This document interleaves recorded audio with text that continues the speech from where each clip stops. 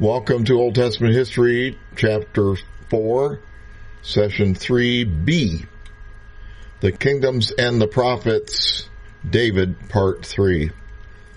Saul was on the road down, but he had not yet reached the bottom of the barrel.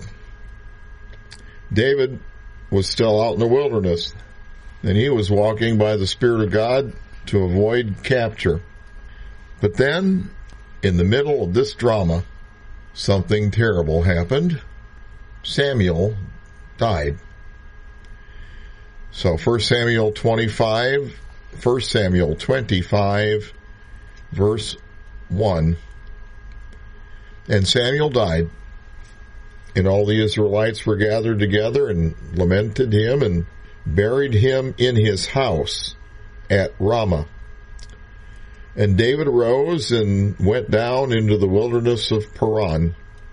David had just lost a great ally in the prophet Samuel. And even though the recent confrontation with Saul had convicted him and gotten him to stop pursuing him, David did not come back in from the wilderness because he was still walking in wisdom.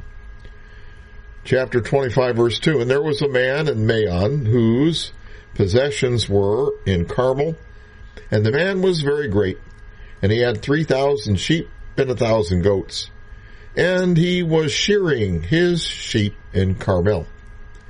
Now the name of the man was Nabal, and the name of his wife Abigail, and she was a woman of good understanding and of a beautiful countenance. But the man was churlish and evil in his doings, and he was of the house of Caleb. So this had been an arranged marriage, and Abigail was quite a woman. She was beautiful, but Nabal was a creep. Verse 4, And David heard in the wilderness that Nabal did shear his sheep. Now, in order to understand this, we need to know about sheep shearing. That's when the wool of the sheep was harvested. And in the Middle East, that was an event accompanied by feasting and drinking alcohol. So David and his men, they anticipated there's got to be a party where food and wine would be aplenty. Now, that'd be really nice if you've been hanging out in the wilderness for a long time. Nabal was a rich man, and so they expected to be treated with generosity. Verse 5, And David sent out 10 young men, and David said to the young men, Get you up to Carmel, go to Nabal, greet him by my name, and thus shall you say to him that lives in prosperity, Peace be both to you, and peace be to your house, and peace be unto all that you have. And now I have heard that you are shearing your sheep. Now the shepherds which were with us, we hurt them not, neither was there aught missing unto them, all the while that they were in Carmel. Ask your young men, they'll show you. Wherefore let the young men find favor in your eyes, for we come in a good day. It's party time. Give, I pray thee, whatsoever comes to thine hand out of thy servants, and to thy son David. So, this was not a shakedown. He was inviting himself to the party. Okay? But it was not demanding that Nabal pay for protection. You have to understand, though, that at that time Israel was like the Wild West. There were lots of highwaymen and robbers around, especially people after livestock and stealing sheep, things like that. Remember, the Amalekites had recently plundered Ziklag. There were people like that out there too, marauders. So while David and his men were hiding out in the wilderness, they actually were protecting Nabal, their neighbor. So David just thought that Nabal would return the favor at this time when generosity was expected. I mean, we do the same thing at Thanksgiving, don't we? We offer food to the poor and to the homeless. So David wanted to be invited. Verse 9. And when David's young men came, they spake to Nabal according to all those words in the name of David, and then they stopped speaking. And Nabal answered David's servants and said, Who's David? Who is this son of Jesse? There be many servants nowadays that break away every man from his master. Shall I then take my bread and my water and my flesh that I have killed for my shearers and give it unto men who I don't know from where they are? So David's young men turned away, and went again and came and told him all those things. David said to his men, All right, gird every man his sword.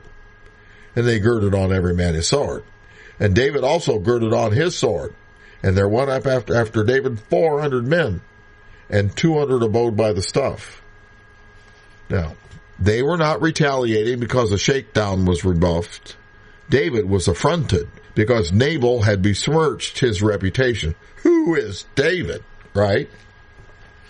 And at that time, in that culture, that was something taken seriously. Chapter 25, verse 14. But one of the young men told Abigail, Nabal's wife, saying, Behold, David sent messengers out of the wilderness to salute our master, and he railed on them. But the men were very good to us, and we were not hurt, neither missed we anything, as long as we were conversant with them when we were in the fields. And they were a wall unto us, both by night and day. And all the while we were with them keeping the sheep. Now therefore no one consider what thou wilt do, for evil's determined against our master and against all his household. For this Nabal guy, he is such a son of Belial that a man can't even speak to him. So Nabal was born again of the adversary. Verse 18. Then Abigail made haste and took 200 loaves and 2 bottles of wine and 5 sheep ready dressed, and 5 measures of parched corn, and 100 clusters of raisins, and 200 cakes of figs, and laid them on asses. Now, who has 200 loaves of bread laying around? Well, no, actually, that was some of the food for the sheep shearing feast. Okay? That's what they had laying around, getting ready to give out. Verse 19, and she said to her servants, Go before me, and behold, I come after you. But she didn't tell her husband Nabal. And as it was, so as she rode on the ass, she came down by the covert of the hill, and behold, David and his men came down against her, and she met them. Brave woman. Now, David had said, Surely in vain have I kept all that this fellow hath in the wilderness, so that nothing was missed of all that pertained unto him, and he hath requited me evil for good. So in war also to God unto the enemies of David, if I leave of all that pertain to him by the morning light, any that pisses against the law. Them's fighting words. And when Abigail saw David, she hasted and lighted off the ass, and fell before David on her face, and bowed herself to the ground, and fell at his feet, and said, Upon me, my Lord, upon me, let this iniquity be. And let thine handmaid, I pray thee, speak in thine audience, and hear the words of thine handmaid. Let not my Lord, I pray thee, regard this man of Belial, even Nabal, for as his name is, so is he. Nabal is his name. That means fool. It's one of the strongest words in Hebrew for fool. And folly is with him. But thine handmaid saw not the young men of my Lord, whom thou didst send. Now therefore, my Lord, as the Lord liveth, and as my soul liveth, seeing the Lord hath withheld thee from coming to shed blood, and from avenging yourself by your own hand, now let your enemies, and they that seek evil to my Lord, be as O.L. Stupido, Nabal. And now this blessing which thine handmaid hath brought unto my Lord, let it even be given unto the young men that follow my Lord. I pray thee, forgive the trespass of thine handmaid, for the Lord will certainly make my Lord a sure house. She's talking to David. Because my Lord fights the battles of the Lord, and evil hath not been found in thee all thy days. So, reputation restored.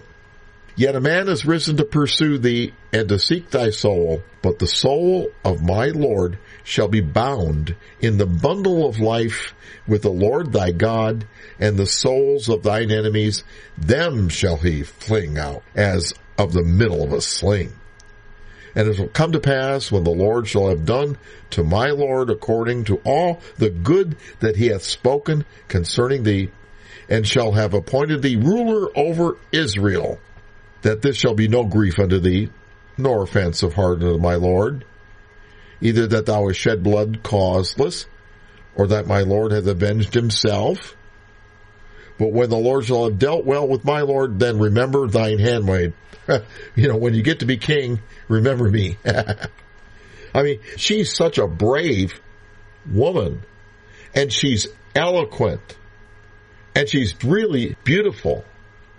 Boy, what a first impression. Ooh. Verse 32. And David said to Abigail, Blessed be the Lord God of Israel, which sent thee this day to meet me, and blessed be your advice, and blessed be you, which hath kept me this day from coming to shed blood, and from avenging myself with mine own hand. For in this very deed, as the Lord God of Israel liveth, which hath kept me back from hurting thee, except thou hast hasted and come to meet me, surely there had not been left unto Nabal by morning light any that piss against the wall. So David received of her hand that which she had brought him, and said unto her, Go up in peace to your house. See, I have hearkened to your voice, and have accepted your person, your presence. Verse 36. And Abigail came to Nabal, and behold, he held a feast in his house, like the feast of a king. And Nabal's heart was merry within him, because he was very drunk. Wherefore she told him nothing, less or more, until the morning light. But it came to pass in the morning, when the wine was gone out of Nabal, and his wife had told him these things, that his heart died within him, and he became as a stone. Probably had a heart attack. And it came to pass about 10 days after, that the Lord smote Nabal, and he died. Verse 39.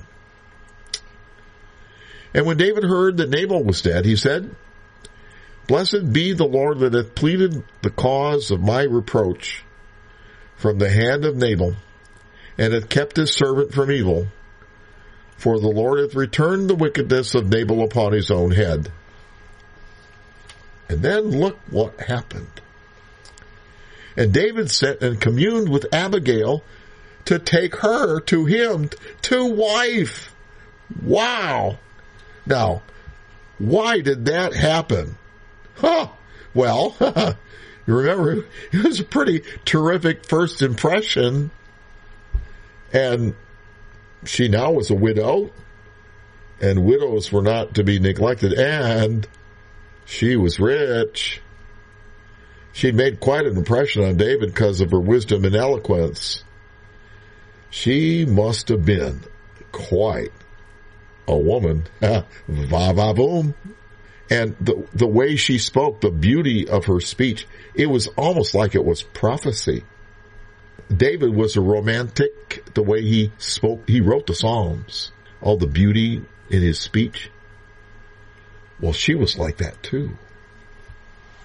Wow. So he marries her. Verse 40. And when the servants of David were come to Abigail to Carmel, they spake unto her, saying, David has sent us to you to take you to him to be his wife. And she arose and bowed herself on her face to the earth, and said, Behold, let mine handmaid be a servant to wash the feet of the servants of my Lord. She was going to be queen one day. And Abigail hasted and rose and rode upon an ass with 5 damsels of hers that went after her. And she went after the messengers of David and became his wife. Wow. David also took Ahinoam of Jezreel, and they were also both of them his wives. But Saul had given Michal, his daughter, David's first wife, to Phalti the son of Laish, who was of Gallim. So Saul took Michal, who loved David, and made her marry somebody else. Wow. Saul's condition was unstable, and soon he turned back to his old ways because of his hatred of David. Chapter 26, verse 1. And the Ziphites came to Saul to Gibeah, saying, Doth not David hide himself in the hill of Hachilah, which is before Jeshimon? Then Saul arose, went down to the wilderness of Ziph, and he had 3,000 chosen men with him, just like before, to seek David in the wilderness of Ziph. And Saul pitched in the hill of Hachilah, which is before Jeshimon, by the way. But David abode in the wilderness, and he saw that Saul came after him in the wilderness. David therefore sent out spies, and understood that Saul was come indeed. And David arose and came to the place where Saul had pitched. And David beheld the place where Saul lay. And Abner, the son of Ner, the captain of his host.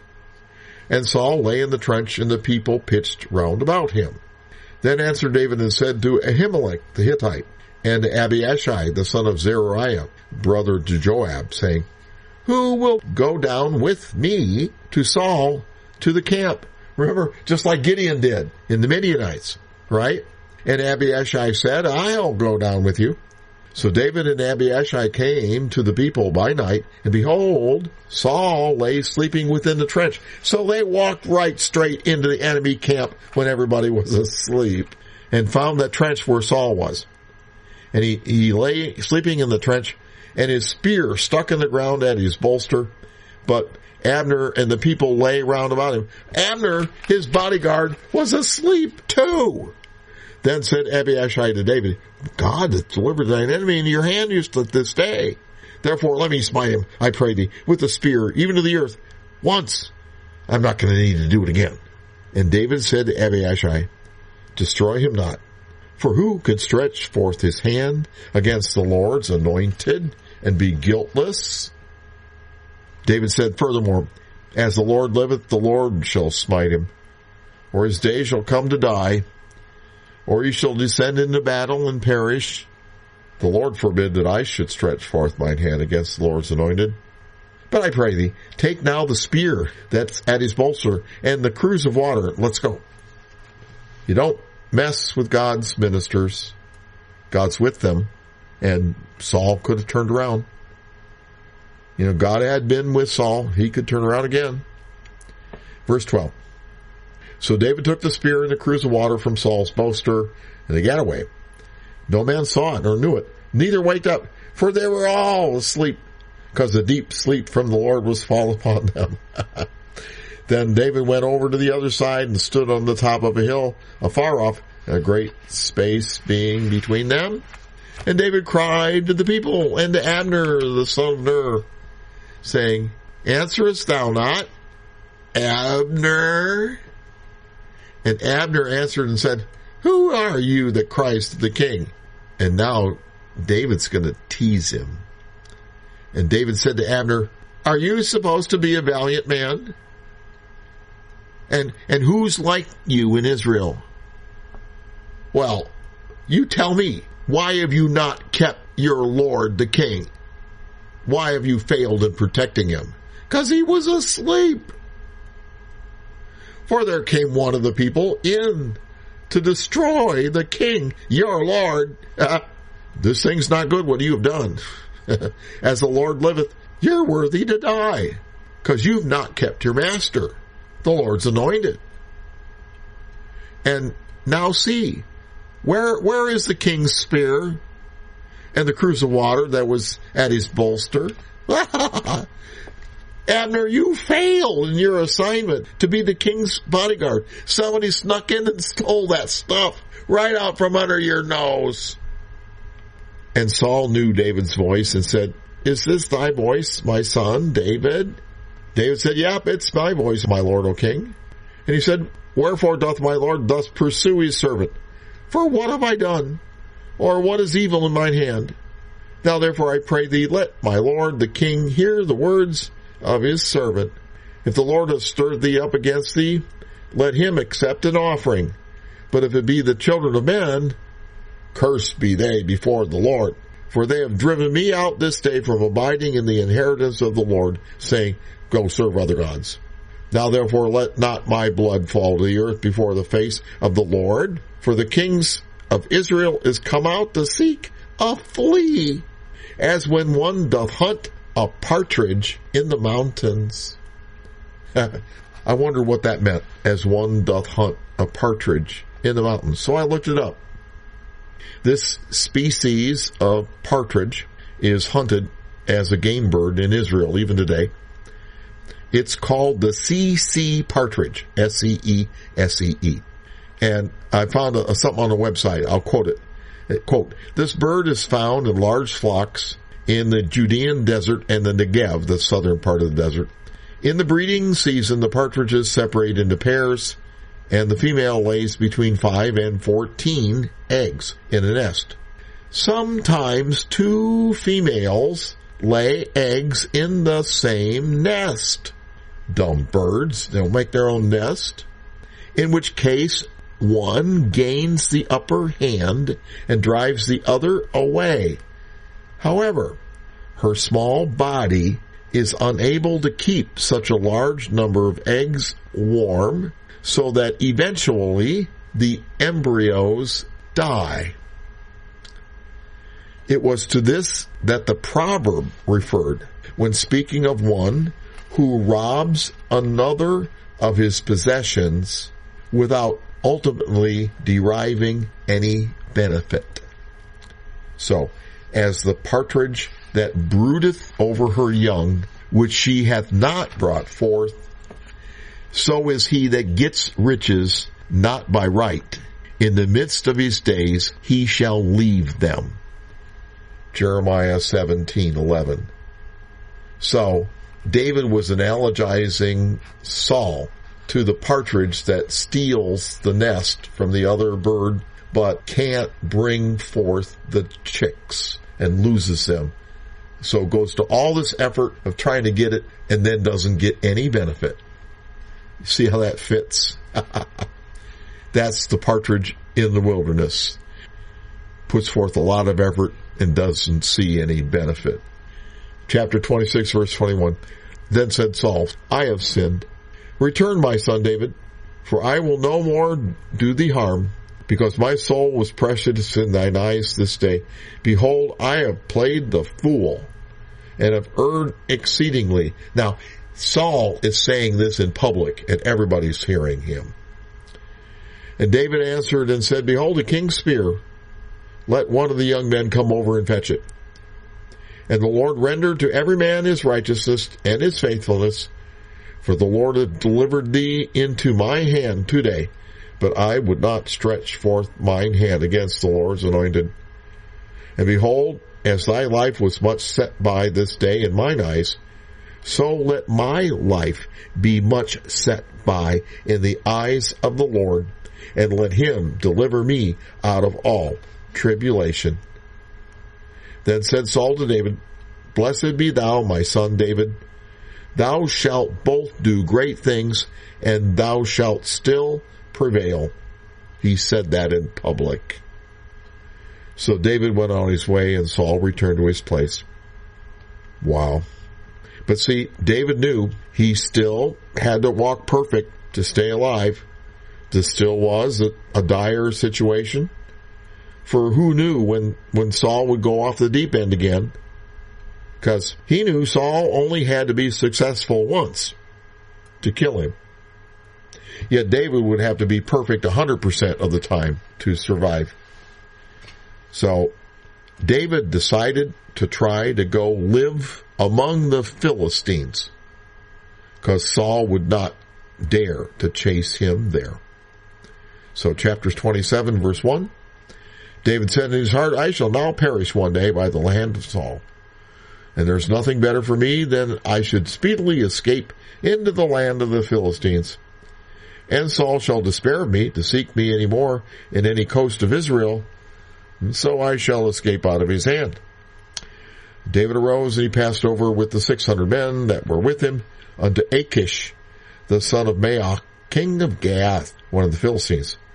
And David dwelt with Achish at Gath, and he and his men, every man with his household, even David with his 2 wives, Ahinoam the Jezreelitess, and Abigail the Carmelitess, Nabal's former wife. And it was told Saul that David was fled to Gath, so he sought no more again for him. David said to Achish, if I've now found grace in your sight, let them give me a place in some town in the country, that I may dwell there. For why should thy servant dwell in the royal city with you? Then Achish gave him Ziklag that day. Wherefore Ziklag pertains unto the kings of Judah unto this day. And the time that David dwelt in the country of the Philistines was a full year and 4 months. And David and his men went up and invaded the Geshurites and the Gezerites and the Amalekites, for those nations were of old the inhabitants of the land, as thou goest to Shur, even unto the land of Egypt. So he is making his raids to the south. Verse 9, and David smote the land and left neither man or woman alive, and took away the sheep and the oxen, the asses and the camels, and the apparel, and returned, and came to Achish. And Achish said, whither have you made a road today? Now this is funny, because King James says made a road, but all the rest of the Bible translations and the Hebrew says made a raid.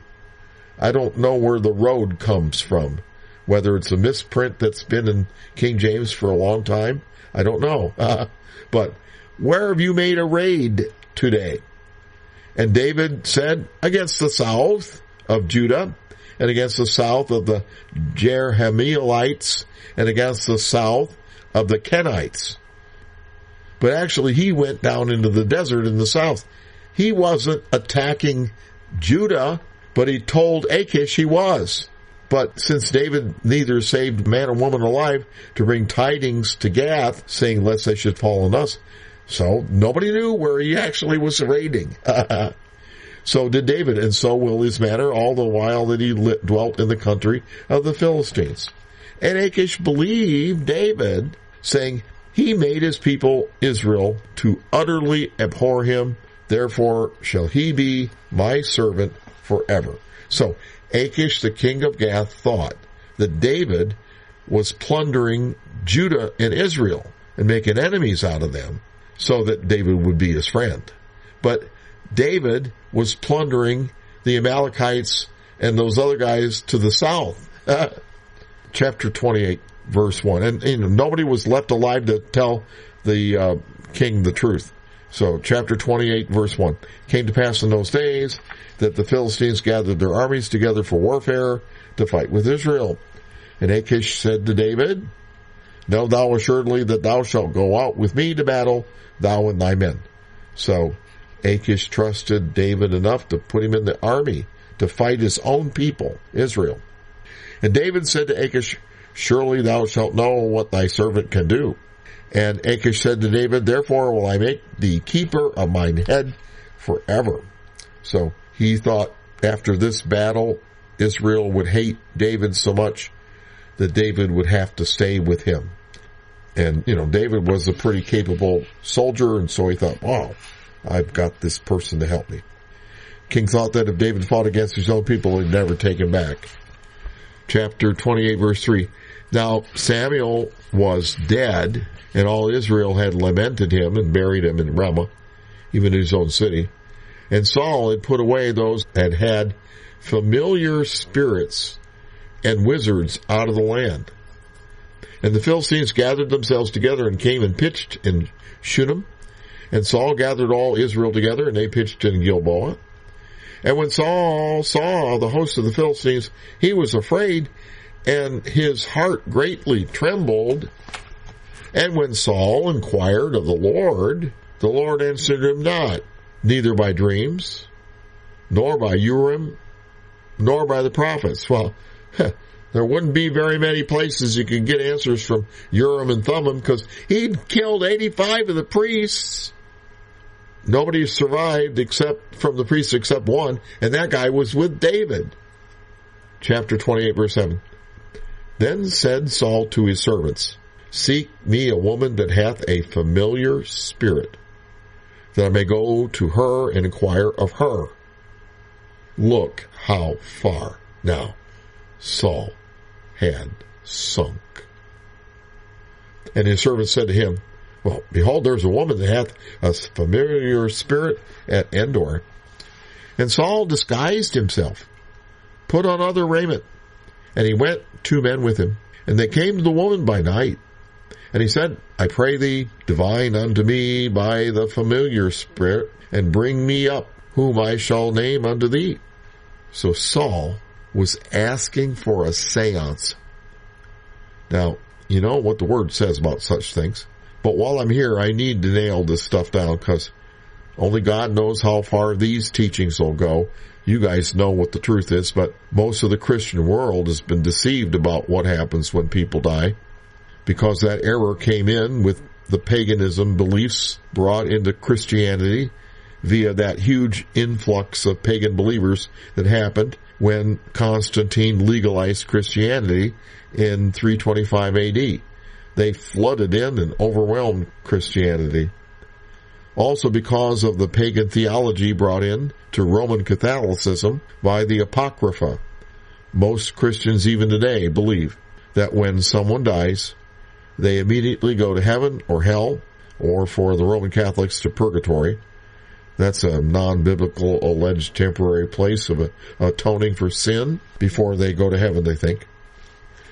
The book of Enoch is the worst offender in this respect. It fantasizes of different levels of heaven and hell that souls immediately are consigned to upon death. But the Bible teaches that all who have died stay dead until they are raised in a resurrection and judged. And then the options are eternal life or the second death. And everyone agrees that the Bible says that the dead are judged after the resurrections. So I ask, if that is so, then by what kind of justice anywhere is anyone rewarded or punished before they are judged? So that whole idea is illogical. It must be false, because it contradicts a righteous and just God. Therefore, the belief that people go immediately to heaven or hell immediately upon death contradicts the justice of the Bible. The Bible teaches that hell, Gehenna, the place of fire and brimstone, won't even exist until the end of the book of Revelation. Ecclesiastes is very clear about the state of the dead. Look at Ecclesiastes, chapter 9, Ecclesiastes, chapter 9, verse 3. This is an evil among all things that are done under the sun, that there is one event unto all, yea, also the heart of the sons of men is full of evil, and madness is in their heart while they live. And after that, they go to the dead. For to him that is joined to all the living there's hope. For a living dog is better than a dead lion. For the living know that they shall die, but the dead know not anything. Neither have they any more a reward. For the memory of them, or their memory, their consciousness, is forgotten. Also their love, and their hatred, and their envy is now perished. Neither have they any more a portion forever in anything that is done under the sun. Go thy way, eat thy bread with joy, and drink thy wine with a merry heart, for God now accepts thy works. Let your garments always be white. Let your head lack no ointment. And live joyfully with the wife whom thou lovest all the days of the life of thy vanity, which he hath given thee under the sun, all the days of thy vanity. For that is thy portion in this life, and in thy labor which thou takest under the sun. Whatsoever thy hand finds to do, do it with thy might, for there is no work, nor device, nor knowledge, nor wisdom in the grave whither thou goest. Wow, that's pretty clear, isn't it? There's a few biased Bible translations that seem to say otherwise. And this error was not excised from Christianity in the Protestant Reformation. I cover what the truth is in my One Hope of Original Christianity class. And one of the greatest errors is the translation of the Greek word Hades as hell. People associate hell with the lake of fire. But that's a totally different word, Gehenna. Hades in Greek, Hades, or Sheol, Sheol, in Hebrew, is a state of being dead. It's not a place. There are no dead people floating around as disembodied spirits, etc. Like Ecclesiastes says, they are dead. There's no consciousness. The dead stay dead until they are raised in a resurrection. There's no consciousness in death. So there's, quote, no work, nor device, nor knowledge, nor wisdom in the grave. They're dead. All right? Zilch, nada, gone, nothing, dead. No consciousness. So the next thing the dead know after they die is when they will be resurrected. And that's whether it's one day later or 1,000 years. The next thing they know, the next thing they're aware of. So, the dead are not watching over us. We cannot pray to them, etc. In fact, the only human being right now who was dead and is now alive in heaven is Jesus Christ. Enoch is not there. Elijah is not there. For Hebrews 11 says they died. If you want more information on that, listen to my class on the One Hope of Original Christianity. Therefore, what are the purported contacts with the dead that some people tell about? Well, they're orchestrated by the master liar, Satan, who spoke the very first lie, which was, thou shalt not surely die. So who do you want to believe? Adam and Eve believed that lie, and because of that, sin and death pass on all men. So, any so-called contact with the dead in a seance or a ghost hunt, did you see that? Did you hear that? Huh. It's counterfeit. The law of Moses forbade such things in Deuteronomy 18. Look at Deuteronomy 18, verse 9. It says, when thou art come into the land which the Lord thy God giveth thee, thou shalt not learn to do after the abominations of those nations. There shall not be found among you anyone that makes his son or his daughter to pass through the fire, nor that uses divination, like a psychic, or an observer of times, or an enchanter, or a witch, or a charmer, or a consulter with familiar spirits, or a wizard, or a necromancer. For all that do these things are an abomination unto the Lord, and because of these abominations the Lord thy God doth drive them out from before you. So, those who consult with familiar spirits are in this category. In modern times, they are those who conduct seances or who are called psychics. It's all counterfeit and devilish because they purport to be communicating with dead relatives, but actually they're communicating with familiar spirits who are impersonating the dead. They are called familiar spirits because they're familiar with us. They're watching from the spiritual realm beyond the pale of the five senses. And they know our idiosyncrasies. They know our weaknesses better than our parents. And they can impersonate voices and tell secrets that nobody else knows, etc., and deceive people to believe that they are indeed that deceased relative, etc. And they'll gain people's trust and then give them advice which, if followed, will destroy them. And this is how low Saul had fallen. Not only had he lost God's Spirit, but he also had become possessed with a satanic spirit and even spoken by it and acted upon it to attempt to kill David. And now Saul had been driven to a new low to consult a witch.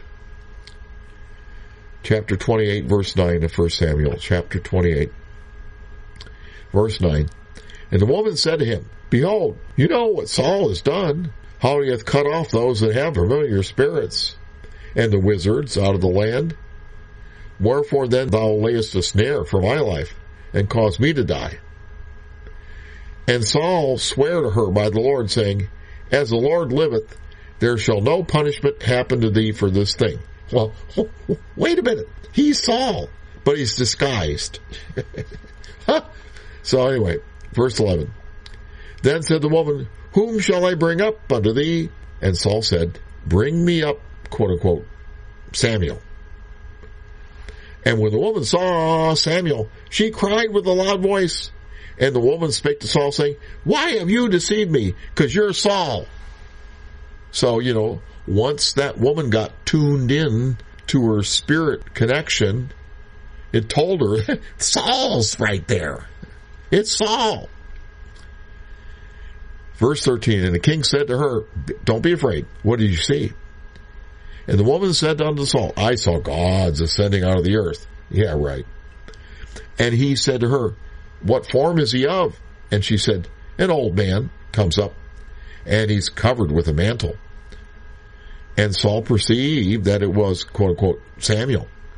And he stooped with his face to the ground and bowed himself. Well, that was not Samuel. Samuel was dead. It was a familiar spirit impersonating Samuel. Now, I know some people who have experienced this contact with the so-called dead will swear up and down it was them, but it is not them.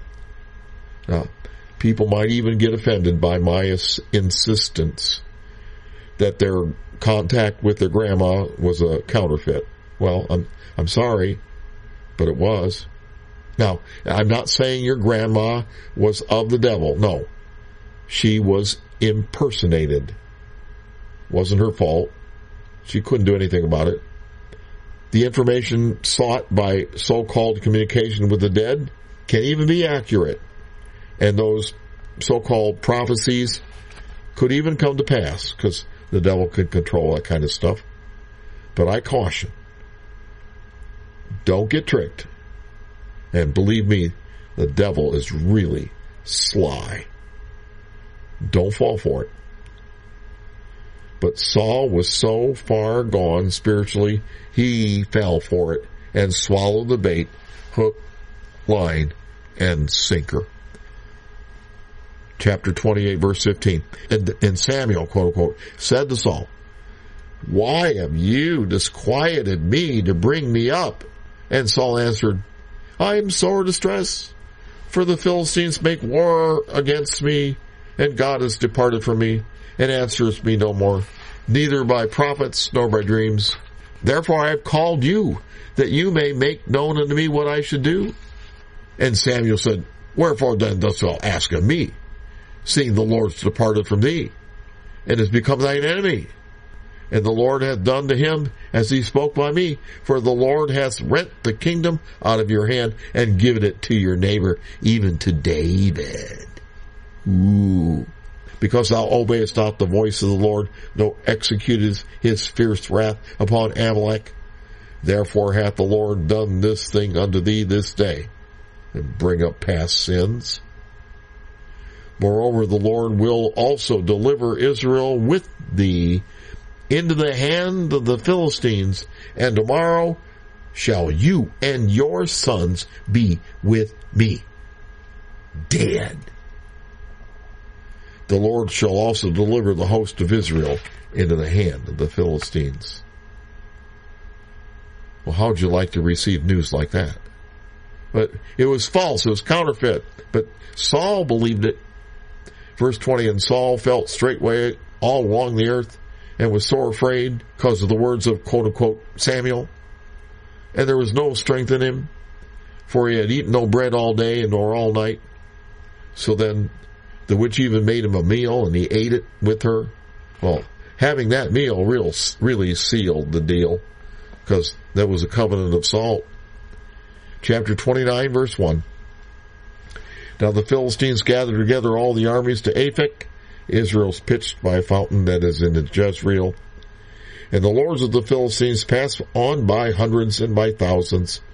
But David and his men passed on in the reward, in the rear guard of the army with Achish. Then said the princes of the Philistines, what are these Hebrews doing here? And Achish said to the princes of the Philistines, is not this David, the servant of Saul the king, which hath been with me these days, or these years? And I found no fault in him, since he fell unto me this day. So, the Philistines are mustering their forces to fight against Saul. Remember, David was staying with the Philistines. He sought protection by staying there with the lords of the Philistines. But when the other lords of the Philistines saw David in their army, they told him, go home, because they thought he might defect back to the Hebrews in the midst of the battle, because they thought maybe he might do so to try to curry favor with Saul. So they said, get these guys out of here. We don't want them in our army. So chapter 29, verse 9, and Achish answered and said to David, I know that you are good in my sight as an angel of God. Notwithstanding, the princes of the Philistines have said, he shall not go up with us to battle. So, wherefore now, rise up early in the morning with your master's servants that are come with thee, and as soon as you be up early in the morning, have light, depart, go home. So David and his men rose up early to depart in the morning to return unto the land of the Philistines, and the Philistines went up to Jezreel to fight in Israel.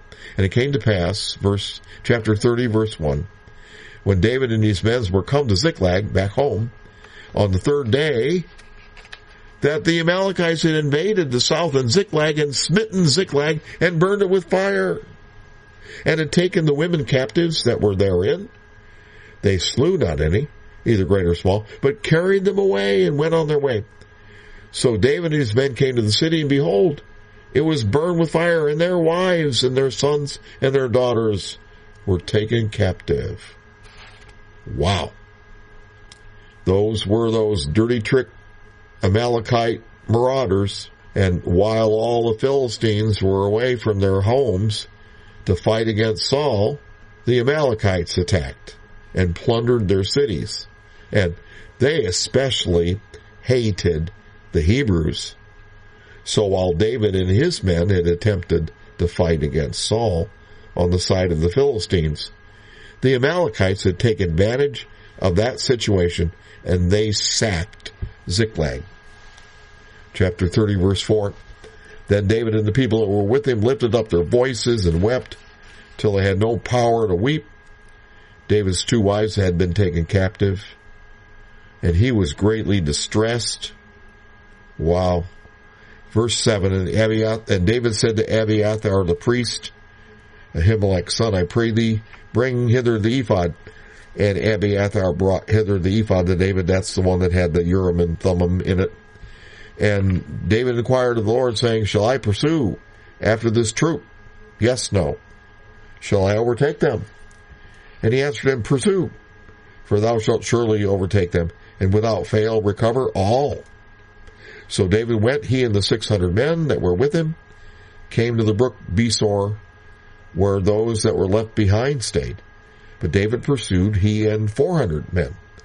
For 200 abode behind, who were so faint they could not go over the brook. They couldn't ford the stream. And as they were tracking the Amalekites, they came upon a slave who the Amalekites had abandoned and left to die because he was sick. And David and his men gave him aid and found out where the Amalekites were going. And so they found the Amalekites. And they located where all the booty was and all their wives and sons. Chapter 30, verse 16. And when he, that servant that showed him all this stuff, had brought him down, behold, they were spread abroad upon all the earth, eating and drinking and dancing, because all the great spoil that they had taken out of the land of the Philistines and out of the land of Judah, plus all that stuff from Ziklag, because David had plundered all the south too. So they had all kinds of stuff. Verse 17, and David smote them from the twilight even unto the evening of the next day, all night and all day. And there escaped not a man of them, save 400 young men, which rode upon camels and fled. And David recovered all that the Amalekites had carried away, and David rescued his 2 wives. And there was nothing lacking to them, neither small or great, neither the sons or daughters, neither spoil or anything that they had taken to them. David recovered all, just like God said. And David took all the flocks and the herds which they drave before those other cattle, and said, this is my spoil. And when they got back, the 200 men that had stayed with their stuff that couldn't cross the brook, some in that raiding party did not want to share the plunder with those 200. But David commanded that those who stayed back and guarded the provisions would always share in the spoils. So that became a custom.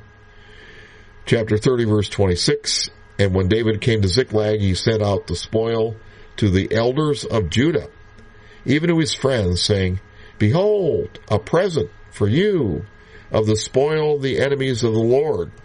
Well, also, he was giving them back what the Amalekites had stolen, too, some of it, because they had raided many Israelites' towns. And David won a lot of friends by giving the spoil to the Israelites in Judah and Benjamin, and that turned out to be very advantageous soon later. Chapter 31, verse 1. Now the Philistines fought against Israel.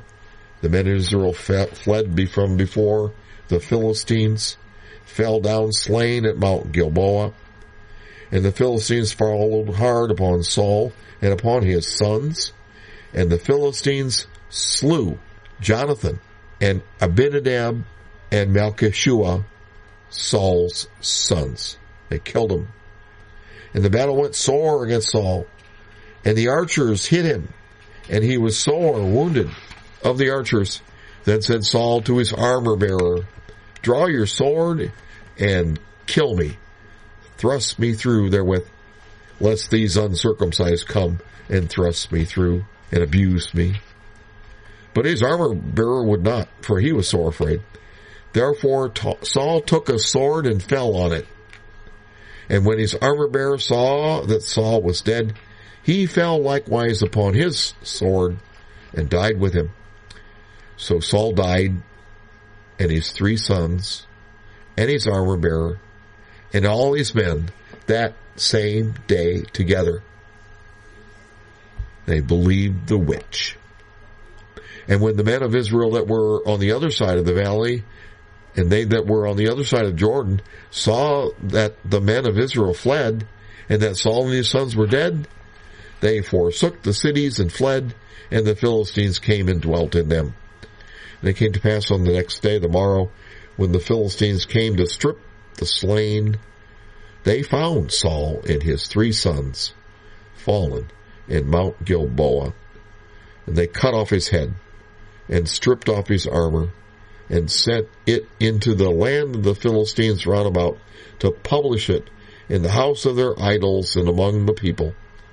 And they put his armor in the house of Ashtoreth, and they fastened his body to the wall of Beshen.